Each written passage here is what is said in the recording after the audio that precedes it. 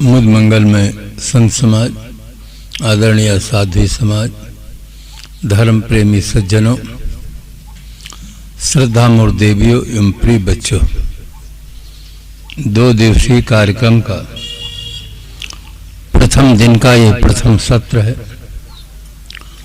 कार्यक्रम का शुभारंभ संत सम्राट सदगुरु कबीर साहिब की वाणी बीजक पाठ से हुआ, तत्पश्चात भजन, फिर मनीषी संतों के सुंदर विचार। संसार में अरबों नर नारी हैं। पूरे विश्व की आबादी कहते हैं कि 7 अरब के अंतर्गत है। सबसे बड़ी जनसंख्या चीन में है, दूसरे नंबर में भारत है। आदमी की भाषाओं में बहुत बड़ा अंतर है। भाषा ही विचारों के आदान प्रदान का माध्यम है। हमारे उत्तर भारत के लोग चाहे AA में हों और दक्षिण भारत में पहुंचे और वहां की भाषा का न पढ़ सकते हैं न समझ सकते। सुन तो सकते हैं, समझ नहीं सकते कि क्या लिखा है, क्या बोल रहे हैं। भाषाओं में बहुत बड़ा अंतर है। पूरे विश्व में 2792 भाषाएं हैं। अब एक आदमी कितनी भाषा पढ़ सकता है, कितनी भाषा जान सकता है? ये विश्व बहुत विशाल है। आदमी के रंग रूप में अंतर है। आप अपने यहां ही देख लीजिए, पंजाब के लोग कितने लंबे, कितने मोटे, कितने तगड़े होते हैं। मैं वहां जाकर देखा तो वहां के जानवर भी खूब लंबे होते, तगड़े होते।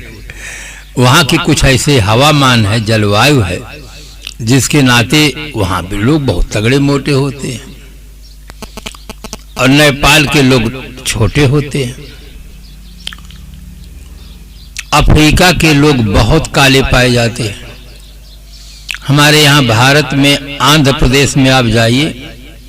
अब मैं जब ऋषिकेश रहता था तो आंध्र प्रदेश के लोग मिलते थे तो स्वाभाविक हंसी आ जाती थी। और वहाँ के मंदिरों में जाकर देखा तो और हंसी आई एकदम से। वहाँ के देवी देवता भी घोर काले, क्योंकि आदमी जब वैसे है तो वो देवी देवता भी वैसे रहेंगे, एकदम काले। ऐसा लगता है कोयला खदान से अभी निकल कर आए, इतना काले पाया, क्योंकि वहां सीधे गर्मी पड़ती है। और जो लोग ये मानते हैं कि ब्राह्मण गोरे होते हैं, अगर कश्मीर में जाकर देखें तो मुसलमान हो चाहे बंगी हो, सब एकदम गोरे। पूरे भारत में शकल की सुंदर में सबसे ज्यादा कश्मीर के लोग हैं। शकल के ज्यादा सुंदर पाए जाते हैं। तो भाषाओं में अंतर, संप्रदायों में अंतर है।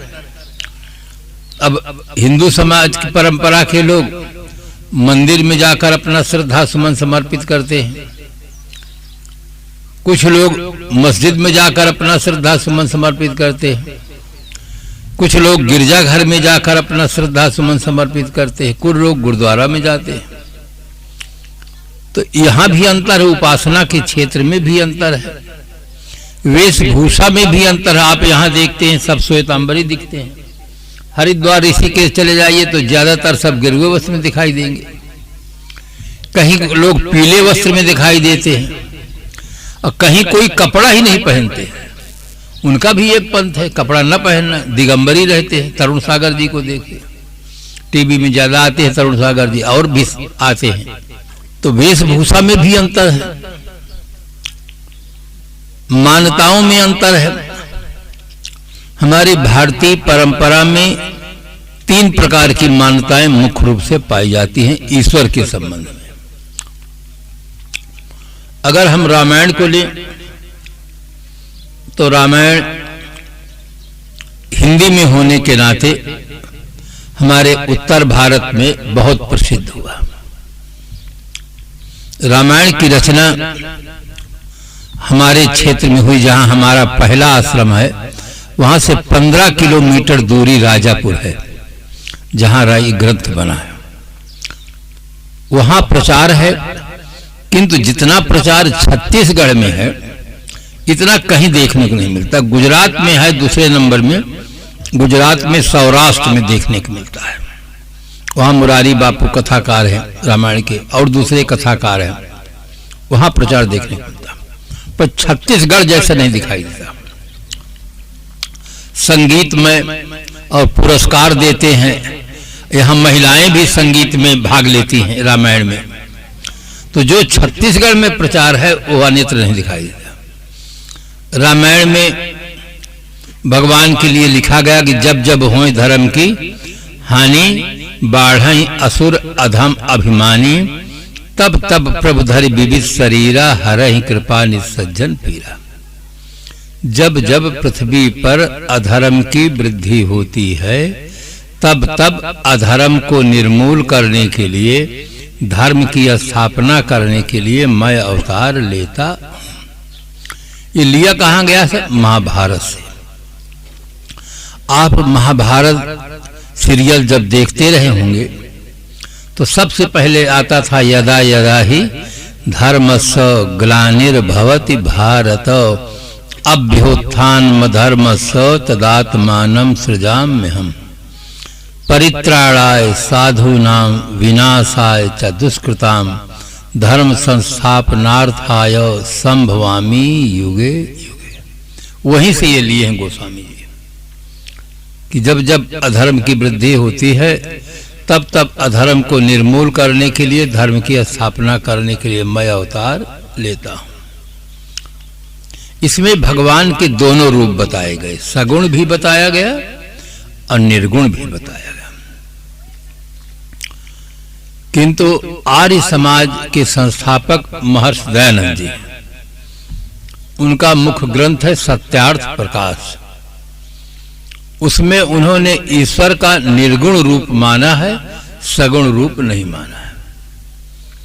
ईश्वर निर्गुण है, निराकार है, सर्वज्ञ है, सर्वव्यापक है, न्यायी है, दयालु है, सर्वशक्तिमान है, ये रूप माना है।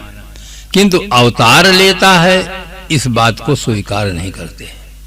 जैसे आकाश चारों तरफ फैला हुआ है और कोई कहे आकाश को मुट्ठी में बांध करके एक जगह कर दिया, संभव नहीं है।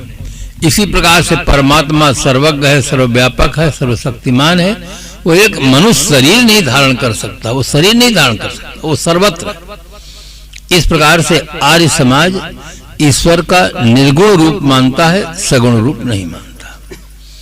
गीता में लिखा गया सिद्धा नाम कपिलो मुनि, सिद्धों में मैं कपिल मुनि हूं।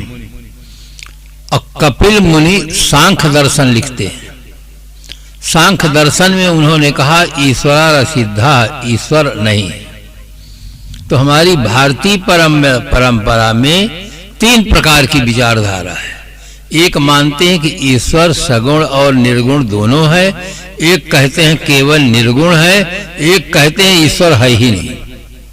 हमारे भारत में जब तीन प्रकार की विचारधारा है तो पूरा विश्व तो बहुत विशाल है।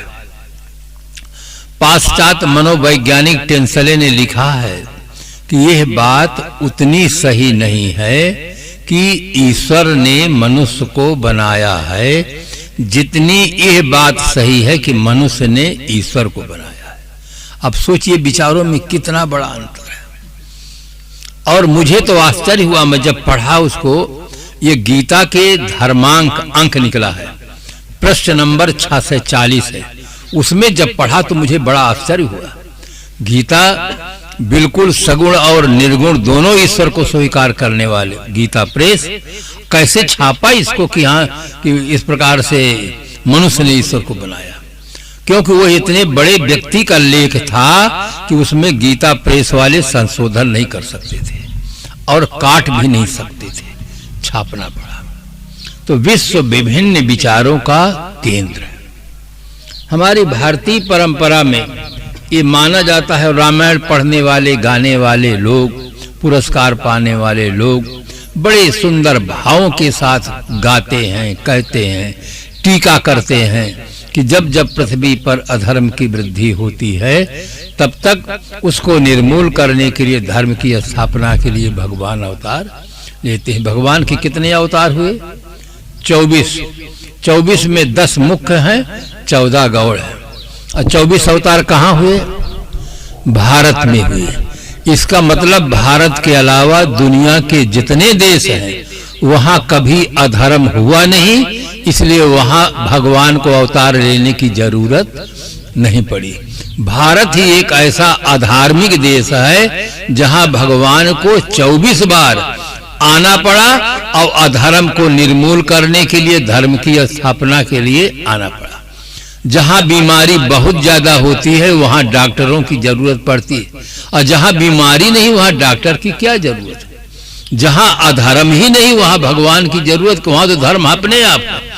और भारत एक ऐसा देश है कि भगवान को 24 बार अवतार लेकर के अधर्म को निर्मूल करना पड़ा, धर्म की स्थापना करना पड़ा। कोई आदमी सोचता ही नहीं कि क्या वास्तविकता क्या है, क्यों नहीं सोचता है। मैं इसे एक उदाहरण दूं तो बात समझ में आ जाए, सबके समझ में आ जाए। एक आदमी था, वो बहुत चालाक आदमी, तो बुद्धिजीवी प्राणी है, वैसे चालाक होता है। इतना चालाक प्राणी आदमी है कि भगवान के सामने भोग लगा देता है, थोड़ी देर प्रतीक्षा करता है और घंटी बजा के तुरंत अपना खा लेता है। टुन टुन टुन टुन घंटी हिलावे, झपक दें सब झपना, और ठाकुर जी का भोग लगावे, गपक जाए सब अपना। भगवान को धोखा देने वाला ये आदमी अगर वो खाना चाहे तो तुरंत थाली उठा खा जाता है। वो आदमी बहुत चालाक था। एक तोता फंसाया, पोपट तोता फंसाया। तोता एक ऐसा पक्षी है, उसको आप जो सिखा दो वो रटने लग जाता है। हम राजस्थान में जाते हैं, जिस भक्तराज के घर में जाते थे, अब उनका शरीर पूरा हो गया, वहां एक पोपट पाले थे तोता। जैसे हम लोगों को देखे तुरंत कहे पट्टू एक रोटी खा ले, पट्टू एक रोटी खा ले। अब उसको पता नहीं वो क्या है, एक रोटी खा ले किसके लिए कहता, कुछ नहीं, याद करा दिए हैं बस, वो याद कर बोलने लग जाता। तो तोता को उसने याद कराया, इसमें क्या संदेह, छोटा सा सूत्र याद करा दिया, इसमें क्या संदेह। और जब वो अच्छी तरह से उच्चारण करने लगा तो वो आदमी बाजार गया और वहां एक ब्लैक बोर्ड ले गया और तोता की योग्यता लिखता है। तोता 4 वेद, 6, 7, 18 पुराण, 108 उपनिषद, कुरान, बाइबिल, गीता इत्यादि समस्त शास्त्रों का ज्ञाता है। योग्यता उसकी लिखता, नीचे कीमत लिख दिया 1 लाख रुपया।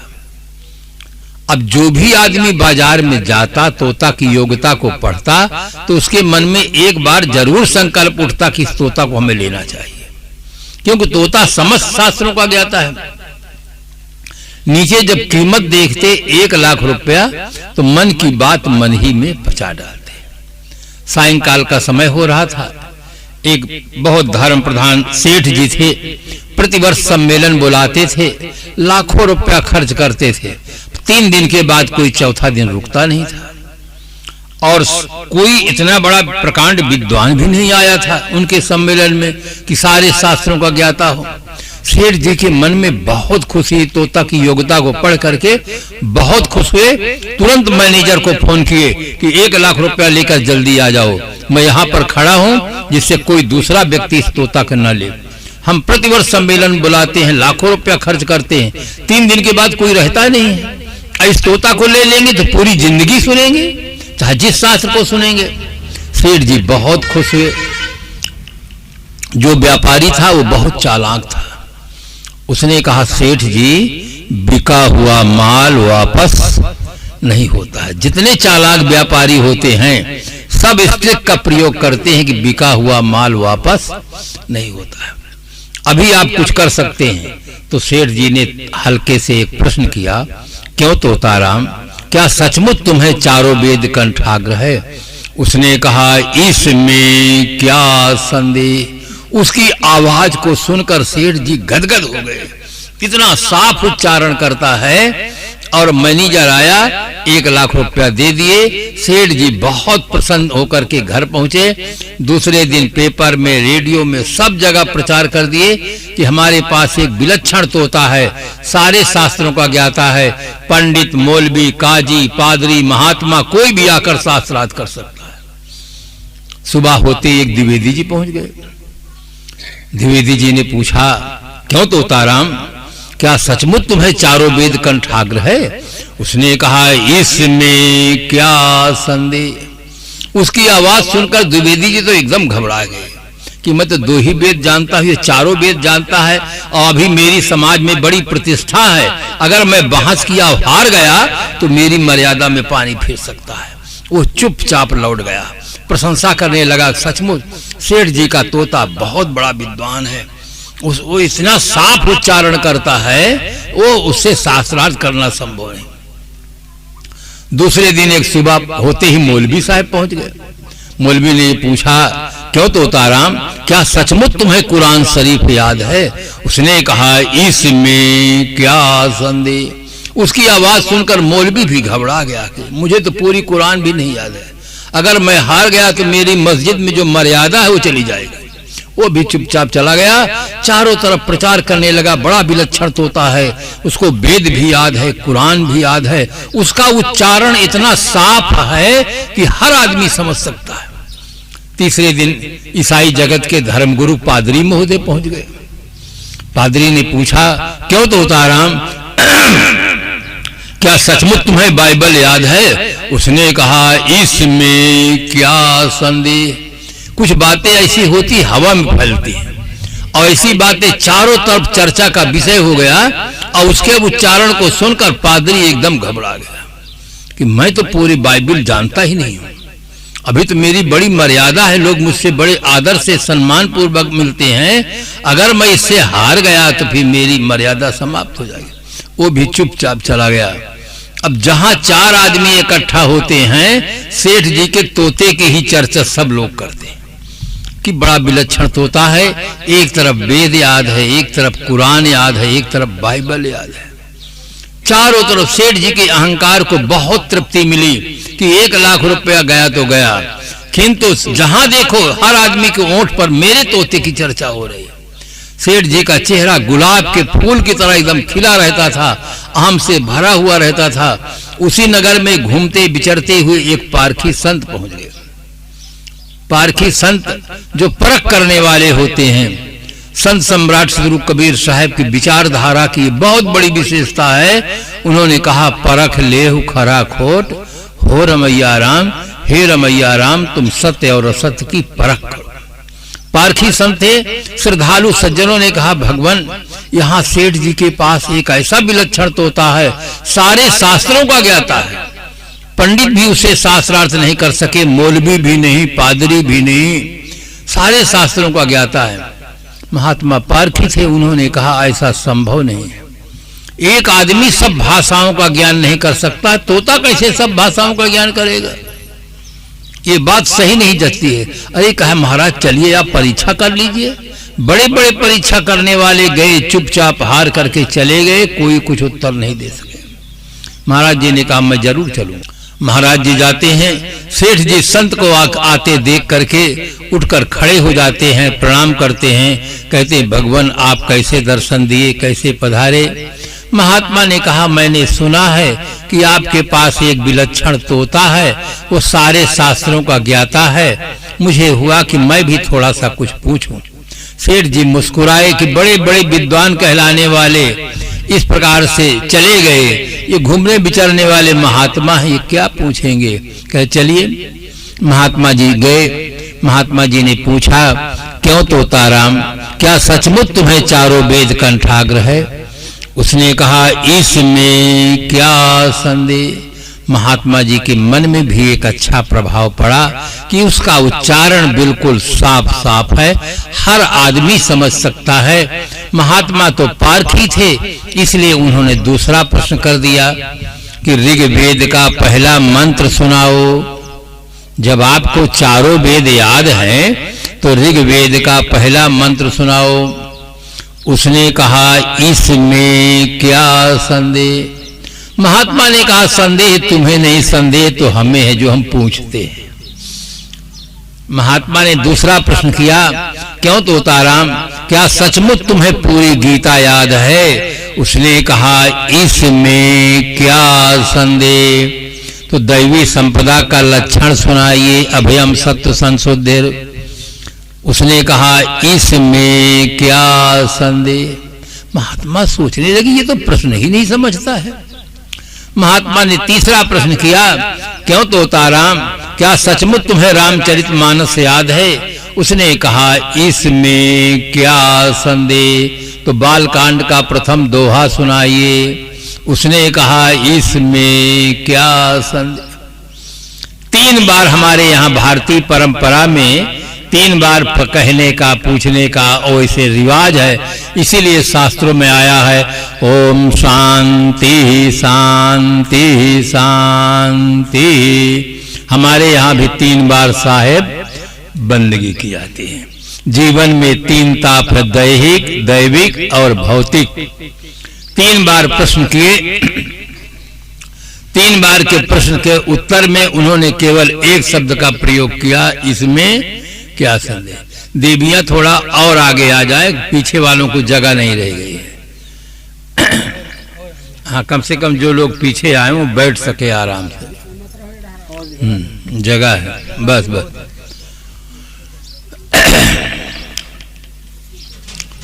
महात्मा जी अपना जजमेंट बना करके सेठ जी के सामने रखते हैं। सेठ जी, आपका तोता तो प्रश्न ही नहीं समझता, ये उत्तर क्या देगा? मैं पूछता हूं ऋग्वेद का पहला मंत्र, ये कहता है इसमें क्या संदेह। मैं पूछता हूं गीता में दैवी संपदा का लक्षण, ये कहता है इसमें क्या संदेह। मैं पूछता हूं रामायण के बालकांड का प्रथम दोहा सुना, ये कहता है इसमें क्या संदेह। ये तो प्रश्न ही नहीं समझता है। महात्मा ने अपना जजमेंट बनाकर कहा कि आपका तोता तो कुछ भी नहीं जानता है। सेठ जी का जो अहंकार था, जो चेहरा गुलाब के फूल की तरह खिला था, एकदम मुरझा गया। सेठ जी बहुत दुखी होकर कहने लगे, क्यों तोताराम, क्या तुम सचमुच कुछ भी नहीं जानते हो? उसने कहा, इसमें क्या संदेह। इसमें क्या संदेह, मैं कुछ भी नहीं जानता हूं। तब तो सेठ जी और बहुत दुखी हुए। सेठ जी कहने लगे, क्या मेरा 1 लाख रुपया बेकार चला गया? उसने कहा, इसमें क्या संदेह। इसमें क्या संदेह, आपका 1 लाख रुपया भी बेकार चला। सेठ जी बिना परीक्षा किए और तोता को 1 लाख रुपया देकर ले लिए, तो उनका 1 लाख रुपया भी बेकार चला। हम और आप अपनी मान्यताओं की परख नहीं करेंगे तो जीवन ही बेकार चला जाएगा। रुपया से जीवन ज्यादा महत्वपूर्ण है। जीवन है तो रुपए की जरूरत है, रुपया हो तो जीवन की जरूरत नहीं। जीवन है तो रुपए की जरूरत है। संसार में 1 से 1 मूल्यवान चीजें हैं, किंतु सर्वाधिक मूल्यवान जीवन है। जीवन से बढ़कर दुनिया में कोई मूल्यवान चीज नहीं है।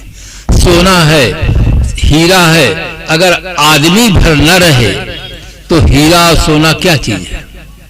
जानवर रहें, पशु रहें, पक्षी रहें, मच्छर रहें, खाली आदमी भर न रहे तो चाहे करोड़ों मन सोना हो, चाहे जितना हीरा पड़ा हो, उसका अपने आप में क्या मूल्य है? हीरा का मूल्यांकन करने वाला भी आदमी है, सोने का मूल्यांकन करने वाला आदमी है। दुनिया की जितनी चीजें हैं सबका मूल्यांकन करने वाला आदमी है। आज देखो, सरकार ने 1000 की नोट, 5000 के नोट को रद्द कर दिया, अब उसकी कीमत खत्म हो गई, 500 के और 1000 के। तो इस प्रकार से आदमी सर्वोपरि है, जीवन सर्वोपरि है। जीवन है तो सत्ता से संबंध है, संपत्ति से संबंध है, प्राणियों से संबंध है, पदार्थों से संबंध है। जीवन दीप बुझ जाए तो किसी से कोई संबंध नहीं। यहाँ हर आदमी अकेला है और अकेला आता है और अकेला ही जाता है। जीवन की अंतिम सच्चाई की ओर सबका ध्यान जाना चाहिए। जीवन की अंतिम सच्चाई की ओर सबका ध्यान जाना चाहिए। न कोई मेरा और न मैं किसी का, और न कुछ मेरा, इस तथ्य का बोध होना चाहिए। जब व्यक्ति का शरीर छूट जाता है, उसका कौन रहता है, वो किसका रहता है, उसकी चीजें कहाँ रहती है उसके पास, कुछ नहीं। जीवन की अंतिम सच्चाई की ओर सबका ध्यान जाना चाहिए। न कोई मेरा, न मैं किसी का, और न कुछ मेरा, मेरा भी कुछ नहीं। ये अंतिम जीवन की सच्चाई है। तो जीवन है तो सबसे संबंध है, और जीवन दीप बुझ जाए तो किसी से कोई संबंध नहीं। इसलिए अपनी मान्यताओं की परख करो।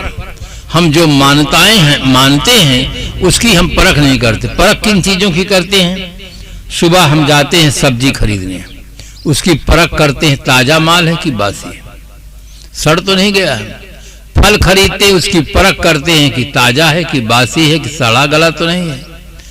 कभी कभी ये बेचने वाले इतने चतुर होते हैं। हम एक शहर में वो चीकू खरीदे, बड़े बड़े छांट करके लिए, और जब आश्रम में पहुंचे देखे तो एकदम आश्चर्य में पड़ गए, बिल्कुल छोटे छोटे निकले। हम कहा ये जादू कैसे हो गया?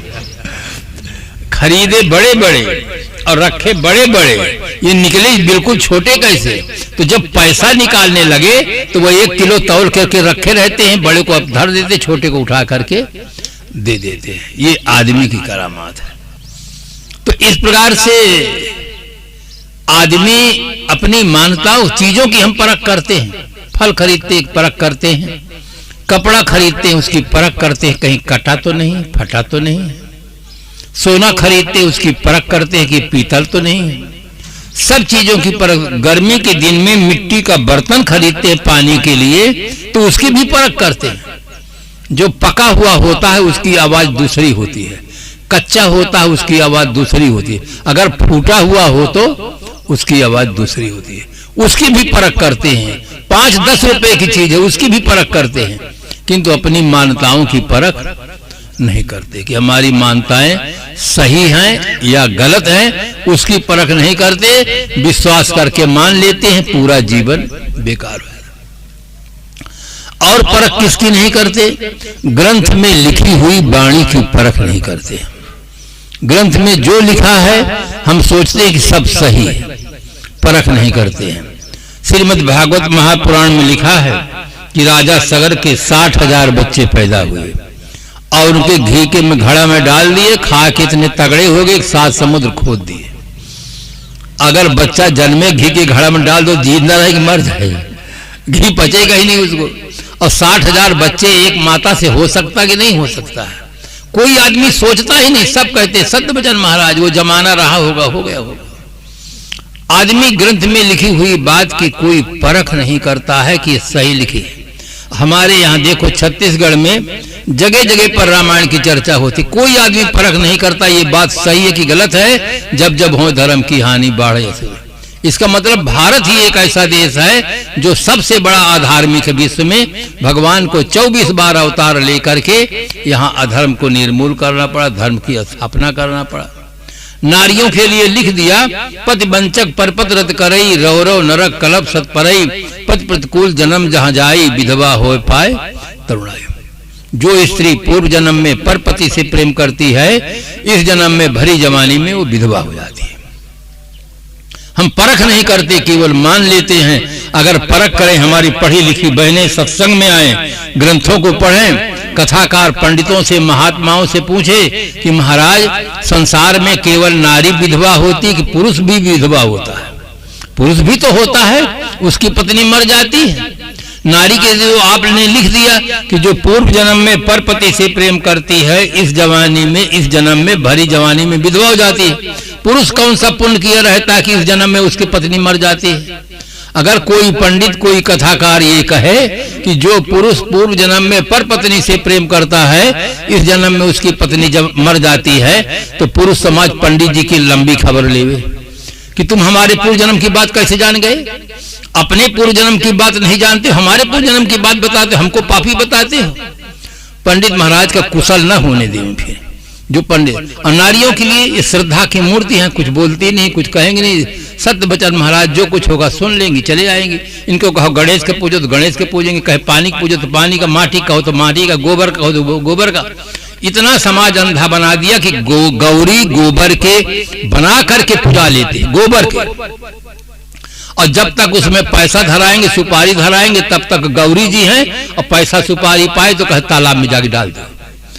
इतना अंधा आदमी को बना दिया है। और ये माताएं हमारी बिल्कुल उसको बात को सही मान लेती हैं। माटी पूजे, गोबर पूजे, पथरा पूजे, तुलसी पूजे, गाय पूजे, इनको कुछ बुद्धि की परख ही नहीं करते हैं कि आदमी सर्वोपरि प्राणी है, और आदमी हम सजीव होकर के ये कागज की मूर्तियों की पूजा करते हैं। अरे आप कुछ तो सोचिए, अगर हम कागज जिसकी मूर्ति होती है वो मूर्ति में नहीं होता। एक छोटा सा नियम याद रखें, जिसकी मूर्ति होती है वो मूर्ति में नहीं होता। शेर की मूर्ति में अगर शेर रहे, एक बार दहाड़ दे तो सब लोग 9-2-11 मंदिर से भाग जाए। शेर की मूर्ति में शेर नहीं है, वो शेर की मूर्ति है, वो बताता है कि इस प्रकार का शेर होता है, वो शेर नहीं है। हनुमान जी की मूर्ति है, हनुमान जी उसमें नहीं है। अगर हनुमान जी की मूर्ति में हनुमान जी रहे तो क्या मजाल है कि चोर चोरी कर सके। एक गदा मार दे, जिंदगी भर में कभी मंदिर में चोरी होबे नहीं करे। तो किंतु वहां हनुमान जी नहीं है। हनुमान जी एक थे, एक शहर में हजारों मंदिर, हनुमान जी कहाँ कहाँ रही हैं। वो तो केवल फोटो है। अगर उसमें आग लग जाए तो हनुमान जी भाग नहीं सकते हैं कि मंदिर से भाग जाए, वो कागज का जल के राख हो जाएगा। तो आदमी कुछ समझ नहीं पाता है। आदमी को इतना लोगों ने बुद्धू बना दिया है कि माटी पूजे, गोबर पूजे, पथरा पूजे, तुलसी पूजे। तुलसी को पूजते हैं और जरूरत पड़ जाए, सर्दी हो जाए तो पका के उसको खा भी जाते हैं, काढ़ा बना लेते हैं। ये आदमी बहुत विचित्र ढंग से, इसको सत्संग से दूर होने के नाते इसको कोई बोध नहीं। इसीलिए जीवन में सत्संग की बहुत जरूरत है। शरीर की रक्षा के लिए जितना भोजन जरूरी है, उसी प्रकार से अच्छी समझ के लिए, अच्छा जीवन जीने के लिए सत्संग जरूरी है। सत्संग के अभाव में हमारी देवियों के साथ लोगों ने बहुत अन्याय किया। यहाँ तो ठीक है, यहाँ छत्तीसगढ़ है, अच्छा है। हम राजस्थान में जाते हैं तो इतना ज्यादा लंबा घूंघट काट करके ऐसे ऐसे बांध लेते हैं, वो दुर्भाग्य जानवरों को भी नहीं है, जो आदमी को है। रास्ता चलते धोखा हो जाता, कभी गिर जाती है। उत्तर प्रदेश में शादी के समय 2 नारियां बदल गई स्टेशन पर। उनको दुल्हन बनकर रही, घूंघट काढ़े रही, उनके आदमी जहां बैठे वो दूसरे डिब्बा में बैठ गए, दूसरे डिब्बा में बैठ गए। और जब भाई गया लेने के लिए, बहन से बात करता है, बहन तो अंदर भंडार बनाती है, मुंह ढाके हुए है। जब बात करती तो बोली नहीं। भाई को शक हुआ कि मेरी बहन मुझसे क्यों नहीं बोलती है।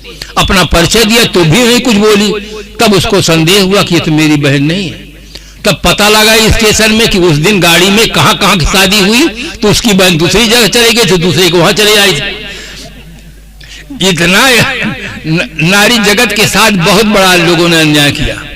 थोड़ा थोड़ा सोना के लिए नाक कान छेदा डालना। आप देखो ना दुनिया की बाहरी स्त्रियों को, थोड़ा थोड़ा सोना के लिए, ये सोना जो है कितने गले में माताएं पहनती हैं यार, छीन के बदमाश लोग ले जाते हैं, पड़ में मार देते हैं। और बहुत विचित्र से गहना लोग पहले क्यों, इसका आविष्कार कैसे हुए गहना को। पहले लोग इस प्रकार से, प्राचीन परंपरा में पहले शादी भी नहीं, तो उसका अगर गहने का इतिहास माताएं पढ़ लें तो कोई माता गहना नहीं पहन सकती है। बहुत इसका विभत्स रूप है। आदमी की तरह जीना चाहिए। हमारे भारत में सबसे पहले माँ को आदर दिया गया है, मातृदेवो भव का, फिर पितृदेवो। माँ का सर्वोपरि स्थान है। माँ के गोद में बच्चा पलता है, माँ का दूध पीता है, माँ का ही भाषा सीखता है। दुनिया के चाहे जिस देश में बच्चा पैदा होगा वो माँ की ही भाषा सीखेगा, पिता की भाषा नहीं सीखता, माँ की भाषा सीखता है। माँ से पलता है, माँ को प्यार पाता है। माँ का स्थान हमारे देश में सबसे ऊपर रखा गया, मातृदेवो भव कहा गया। भगवान राम भी प्रातः काल उठकर रघुनाथा मात पिता गुरु नावे माता, वहां भी माँ को सर्वोपरि स्थान दिया गया। किंतु इनके साथ लेखकों ने न्याय नहीं किया। मध्यकालीन भारत में नारी जगत के लिए, सामान्य वर्ग के लिए बहुत बड़ा अभिशाप लिख दिया गया कि स्त्री शूद्रो न धीता। स्त्री और शूद्र को पढ़ना नहीं चाहिए। हमारे देश की आधी संख्या माताओं को अशिक्षित कर दिया, एक बहुत बड़े समाज को अशिक्षित कर दिया, इसके लिए कि जैसा हम चाहें इनको बुद्धू बना के बताते रहें, करते रहें। पढ़ाई से इनको बिल्कुल अलग कर दिए, हमारा समाज निरक्षर रहा। मुट्ठी भर लोग पढ़ते रहे, वो जैसा उल्लू सीधा करना चाहते रहे वैसा करते रहे। आज का ये सौभाग्य आया है कि सब पढ़े सब बढ़े, जिसे लोग कलयुग कहते हैं, वो सबसे अच्छा युग आया है कि सब पढ़े सब बढ़े। जो सबके लिए शिक्षा का द्वार बंद था उसको आज की सरकार ने खोला है कि सब पढ़े, बालक हों बालिकाएं हों, सबको शिक्षा के क्षेत्र में आगे बढ़ना चाहिए। आज शिक्षा का युग है। शिक्षित होकर के अच्छी तरह से अपनी मान्यताओं की परख करो, हमें किस ढंग से जीना है, कैसे जीना चाहिए, अपने जीवन में एक क्रांति करो, परिवर्तन करो, सही ढंग से हम आदमी की तरह जीवन जिए, एक राष्ट्र के लिए एक अच्छे नागरिक बन करके जीवन जिए। इस प्रकार से जीने का सौभाग्य प्राप्त करना चाहिए। मैं कह रहा था ग्रंथों में जो लिखी हुई वाणी है उनको हम परख नहीं करते, इसीलिए हिंदू समाज में विधवा माताओं को लोग मांगलिक कार्य में नहीं जाने देते, चाहे उनके बेटे की ही शादी हो, पर तो वहां नहीं जाने देंगे। उसको विधवा को अमंगल मानते हैं, अशुभ मानते हैं, उसका रोना भी अशुभ, हंसना भी अशुभ। इतना समाज गलत हो गया है, कोई आदमी कुछ पूछता ही नहीं पंडितों से, कथाकारों से कि इतनी गलत बात क्यों लिख दी गई है, और हम परख नहीं करते हैं। गोस्वामी जी ने लिख दिया जय वर्णाधम तेल कुम्हारा, सबसे पहला नंबर तेली को लिखा है। ये वर्णों में अधम है और तेली समाज ही सबसे ज्यादा रामायण पढ़ता है, दूसरा समाज कम पढ़ता है। अगर कोई कथा कोई व्यक्ति पंडित जी से नहीं पूछता है कि तेली वर्णों में अधम क्यों कहा गया है, तेली और कुम्हार ये अधम क्यों लिख दिया गया है, क्या वो आदमी नहीं कि उनका दूसरी तरह से जन्म होता है, कि वो क्या है, कोई पूछता नहीं, बस पाठ करते चले जाते, गाते चले जाते हैं, कोई पूछता नहीं। अपने ग्रंथों में जो गलत बातें लिखी हैं उनको पूछना चाहिए और उसको हटाना चाहिए। हम ग्रंथों में लिखी हुई वाणी को परख नहीं करते हैं, सब विश्वास करके मान लेते हैं। और लोगों ने, चतुर लोगों ने कहा विश्वासम फलदायकम, विश्वास करो, ग्रंथ में शंका मत करो, और गुरु में शंका मत करो, भगवान में शंका मत करो। संशय आत्मा विनश्यति, संशय करोगे तो विनाश को प्राप्त हो जाओगे। सती ने संशय किया तो उनको जल जाना पड़ा। ये ग्रंथों में ऐसी ऐसी गलत बातें लिख दी गई हैं जिससे आदमी के दिमाग का शोषण किया गया है कि आदमी कभी शंका न कर सके। एक भक्त आदमी था, उसने कहा पंडित जी आप सबको सत्यनारायण भगवान की कथा सुनने का सुअवसर प्रदान करते हैं, आपकी बहुत बड़ी कृपा होगी कि हमें भी सत्यनारायण भगवान की कथा सुनने का सुअवसर प्रदान करें, इसके बदले में हम आपको एक जोड़ी बैल देंगे।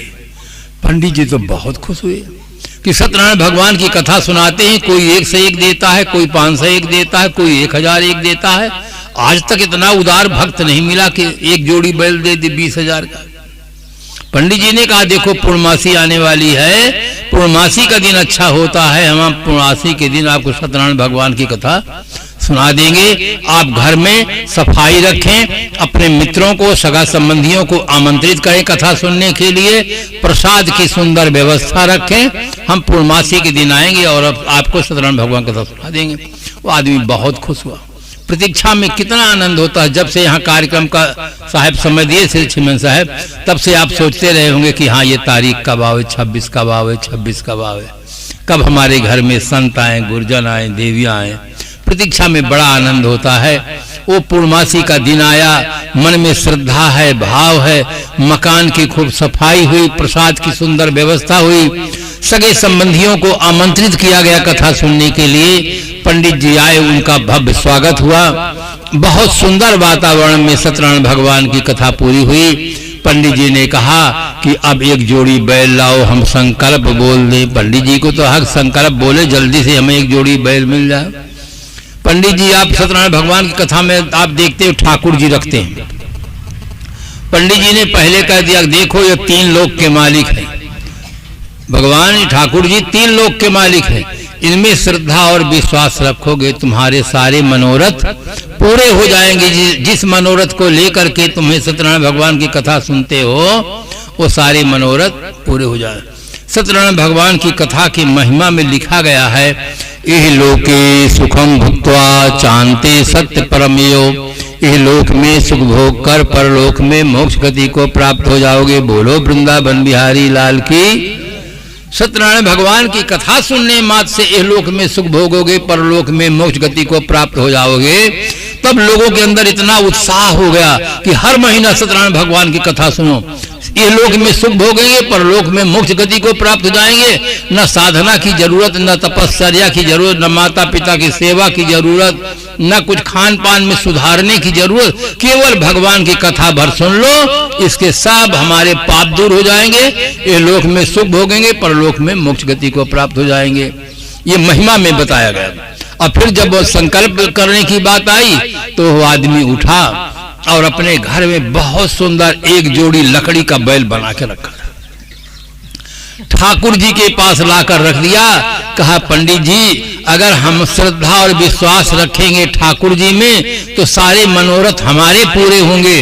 अगर आप श्रद्धा और विश्वास रखोगे तो ये लकड़ी के बैल आपका घास भी खाएंगे और खेत में काम भी सब करेंगे। श्रद्धा और विश्वास से हमारे सारे मनोरथ पूरे हो जाएंगे, तो श्रद्धा और विश्वास से आपके भी सारे मनोरथ पूरे हो जाएंगे। उस दिन से पंडित जी धंधा छोड़ दिए, क्योंकि खाली श्रद्धा और विश्वास से कुछ नहीं होता है। अगर पानी में श्रद्धा और विश्वास रखो कि यह घी है, हलवा बनाना चाहो तो कैसे बनेगा पानी? वो पानी है, चाहे जितना लोग कहते हैं मानो तो देव नहीं पत्थर तो है। कितना गलत लोगों को अंदर दिमाग में बैठा दिए कि मानो तो देव नहीं पत्थर तो है ही, मानो तो घी नहीं पानी तो है ही, मानो तो घी नहीं पानी तो है। जब पानी है ही तो घी मान के अगर कढ़ाई चढ़ा देंगे तो पूरी निकलेगी। ये आदमी को इसीलिए पढ़ने नहीं दिया आदमी को कि पढ़ेंगे तो इनके पास बुद्धि होगी, तर्क करेंगे, हमारा ये धंधा छूट जाएगा। अपने धंधा को सुरक्षित रखने के लिए लोगों को पढ़ने नहीं दिया। ये बहुत बहुत बड़ा अन्याय हुआ है। ग्रंथ में जो लिखा है सब सच नहीं लिखा है। पढ़ो, आप सोचो, किसी भी पंडित से पूछो कि रामायण में क्यों चौपाई लिखी गई है, तेली उनका क्या बिगाड़ा था, और आप बताइए हमको, तेली अधम क्यों है, कुम्हार अधम क्यों है? तेली तेल बना कर देता है, तेल तुम खाते हो, तेल तुम लगाते हो, हमारा काम अधम कैसे हो गया? हम अधम कैसे? अधम काम करने वाला आदमी अधम होता है। कोई चोरी करता है, बदमाशी करता है, बलात्कार करता है, वो आदमी अधम होता है। कोई आदमी पुण्य करता है, समाज की सेवा करता है, वो आदमी अधम कैसे हो गया? ग्रंथों में जो लिखी हुई वाणी, बहुत वाणियां ऐसी हैं जो कल्पित है, घोर गलत, बिल्कुल गलत। हनुमान जी को लोग आज भी बंदर की पूंछ बना कर रखते हैं। हनुमान जी सुग्रीव के मंत्री थे। भगवान राम से जब मिलते हैं तो जा करके तुरंत एक ही बार में दोनों का संबंध जोड़ देते हैं, क्योंकि राम भी पत्नी के वियोग में दुखी थे और वो भी पत्नी के वियोग में दुखी थे। दोनों को तालमेल बैठा दिए। वो पंडित थे, अच्छी तरह से वो जानते थे। और तो ये गोस्वामी जी की रामायण में, वाल्मीकि रामायण में जमीन आसमान का अंतर है। गोस्वामी जी आदर्शवादी हैं, ये लिपि पोती करके बहुत लिखे हैं। इनकी रामायण में गलतियां बहुत हैं। गोस्वामी जी की रामायण, वाल्मीकि रामायण पढ़िए, अध्यात्म रामायण पढ़िए, आप पता खुद चल जाएगी कहां पर किसने भूल किया है। और श्री अभिलाष साहब जी की रामायण है, रामायण रहस्य, उसमें 3 रामायण का एक साथ चर्चा है। वाल्मीकि रामायण, गोस्वामी जी की रामायण, अध्यात्म रामायण। तीनों रामायण में कहां कितना गलत है, कितना अंतर है, एक ही पुस्तक में सब पढ़ने को मिलता है।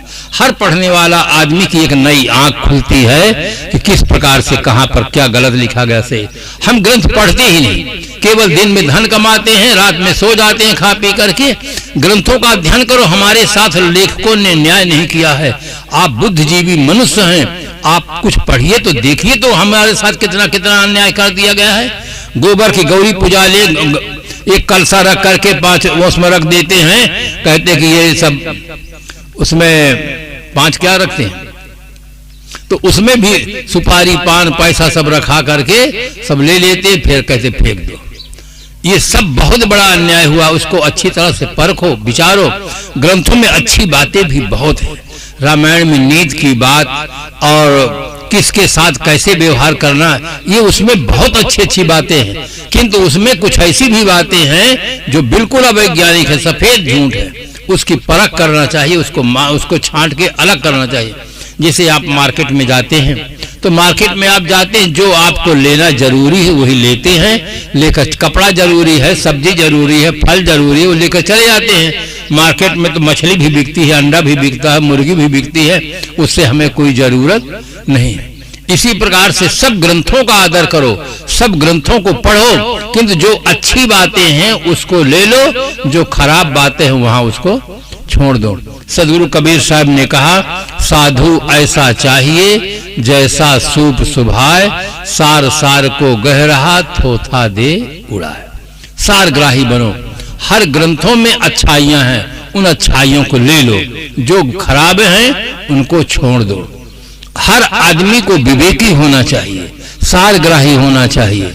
कथाओं में भी जो अच्छी बातें आती हैं, नीच की बातें आती हैं, जीवन जीने की बात आती है, उनको लेना चाहिए। मैं गुजरात में था, रविवार का दिन था, जिस घर में पूजा के लिए ले गए थे,